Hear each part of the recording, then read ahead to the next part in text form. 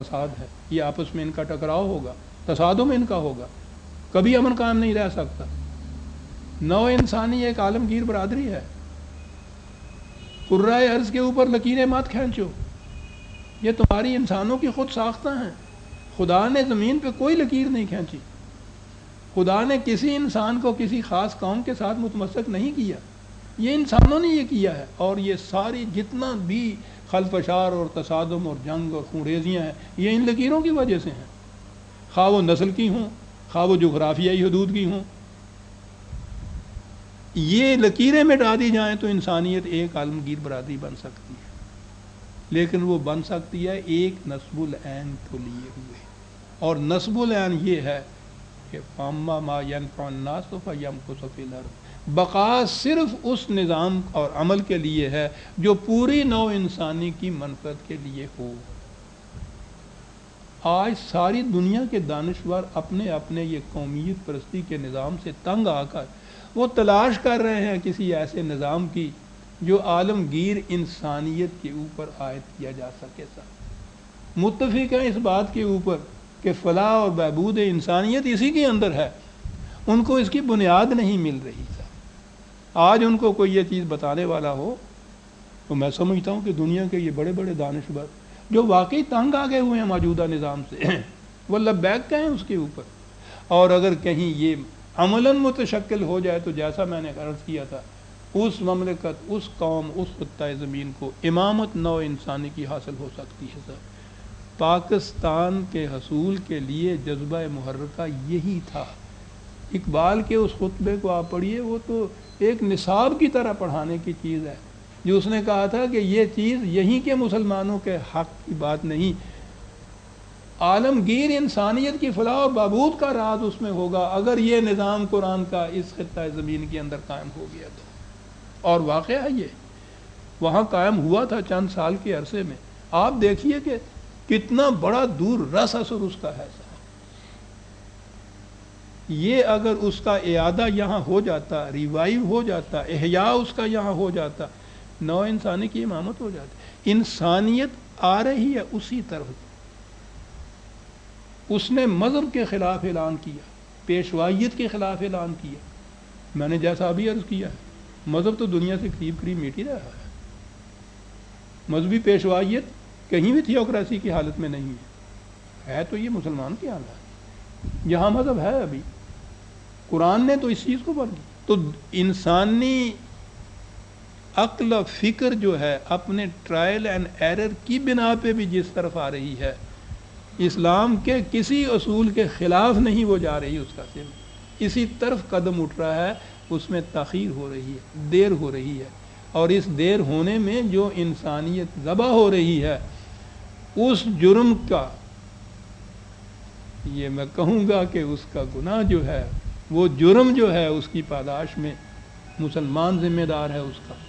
کسی اور قوم کے پاس دنیا کے اندر وہ اصول نہیں ہے کہ جو انسانیت کو اس تباہی سے بچا سکے۔ ان کے پاس ہے وہ قرآن، اور یہ جو اس قرآن کے ساتھ کر رہے ہیں وہ ہمارے پاس سامنے۔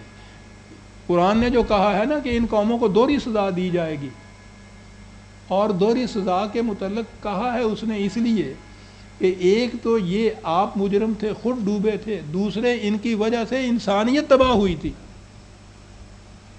تو ہمیں تو یہ دوہرا عذاب مل رہا ہے۔ تو اس لیے یہ چیز جو ہے، وہ نوجوان اس اصول سے، عمرانیت کے اس اصول سے بے خبر ہے، تاریخ کے ان حوادث سے بے خبر ہے کہ نظریات جو اپنی بنیادوں میں ایسی خصوصیت رکھتے ہوں کہ جن میں قائم رہنے کی، جن میں غیر متبدل ہونے کی صلاحیت ہو، وہ کبھی باطل نہیں قرار پاتے۔ اگر انسانوں کی جماعت اٹھ کے خود اس کو کھڑا نہیں کرتی، زمانے کے تقاضوں کے ساتھ وہ آگے بڑھتے ہوئے چلے جاتے ہیں، دیر لگ جاتی ہے لیکن وہ ناکام کبھی نہیں رہتے۔ اب یہ چیز جو میری آنکھیں دیکھ رہی ہیں، میں نے ابھی عرض کیا، میرا تجزیہ یہ ہے کہ جہاں مذہب ہے وہاں تو دین آ نہیں سکتا۔ جو قومیں مذہب کو چھوڑ کے سیکولرزم پہ آ گئی ہیں، خالص عقل کی روح سے جو اپنے ہاں نظام وضع کرتی ہیں یا رفتار کرتی ہیں، ٹھیک ہے ٹھوکریں کھائیں گی، ہڈیاں توڑوائیں گی، خونریزیاں ہوں گی، لیکن ان قوموں کے اندر تو امکان اس چیز کا ہے کہ وہ قرآن کے اصولوں کو اپنا لیں. مذہب پرست قوم کے اندر نہیں ہے. پہلے مذہب چھوڑنا ہوگا. ہمارے ہاں جیسا میں نے عرض کیا ہے کہ ہماری پوزیشن ایڈوانٹیج جیسا ہے کہ مذہب کو چھوڑ کے ہم دین کو فوراً ہی اپنا سکتے ہیں. ان کے ہاں نہیں ہے کہ وہ دین کا ضابطہ ہے ان کے پاس نہیں ہے. لیکن ہمارے پاس ہونا اور نہ ہونا تو یکساں ہو گیا، بلکہ اس سے بھی زیادہ ابتر حالت میں ہمارے ہاں ہے کہ ہم اس خوش فہمی کے اندر ہیں کہ خدا کی وہ ضابطہ الہی، وہ غیر متبدل کتاب، وہ قیامت تک کے لیے نبوت، اس کی حامل ہم قوم ہیں.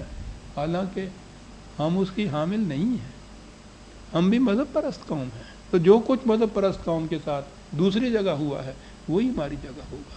لیکن یہ جو چیز میں نے عرض کی ہے، قرآن کے اصولوں کو کہیں بھی متعین طور پر کسی بھی جگہ پیش کیجئے، خواہ آپ کے ہاں کا نوجوان ہو، خواہ دنیا کے دانشور آپ کے پاس آئیں، پیش کیجئے ان کے سامنے اور پوچھئے کہ ان میں سے کون سا ایسا ہے جو قابل اعتراض ہے اور کون سا ایسا ہے جو ناممکن العمل ہے.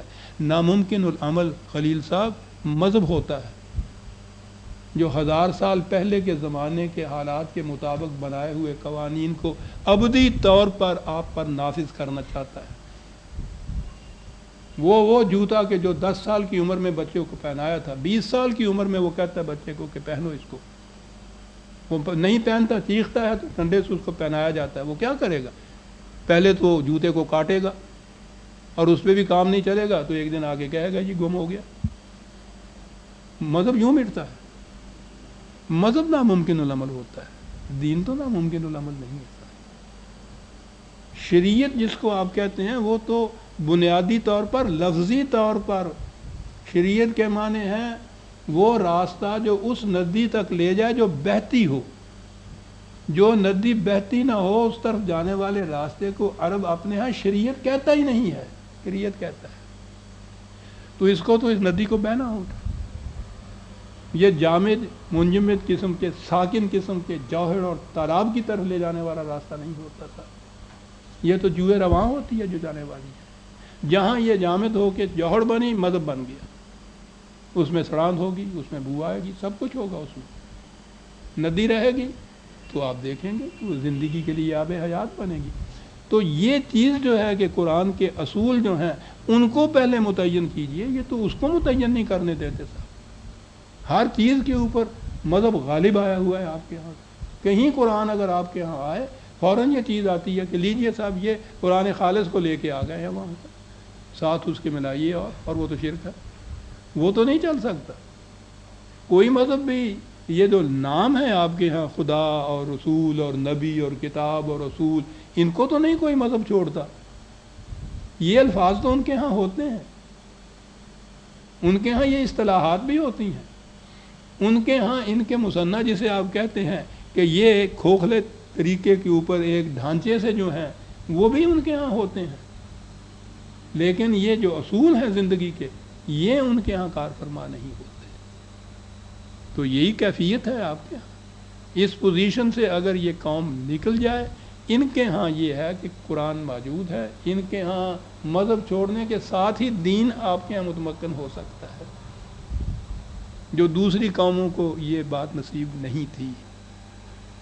تو اگر آپ یہ نہ کریں گے تو جو کچھ حشر دوسری جگہ ہوا ہے وہ یا ہوگا سر. تو اس صورت میں تو پھر یہ ہے کہ اس نوجوان کو یہ سمجھائیے کہ یہ مذہب ہے جو ناممکن العمل ہوتا ہے.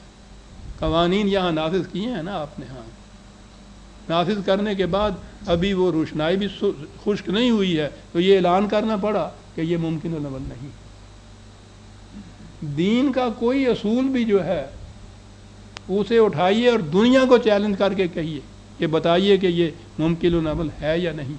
ایک آواز ایسی نہیں آئے گی جو کہے گی کہ ممکن العمل نہیں ہے، بلکہ وہ کہیں گے یہ کہ ہم انسانیت کی بد نصیبی یہی ہے کہ یہ عمل میں نہیں لایا جا رہا، ناممکن العمل نہیں ہے. تو قرآن کا کوئی بھی اصول ایسا نہیں جو ناممکن عمل ہو. اس لیے نہ یہ یوٹوپیا ہے اور نہ ناقابل عمل ہے. یہ چیز تھی جو تعلیم میں لانا چاہتا تھا ان نوجوانوں کی. یہ چیز تھی جس کے لیے میں وہ درس گاہ بنانا چاہتا تھا.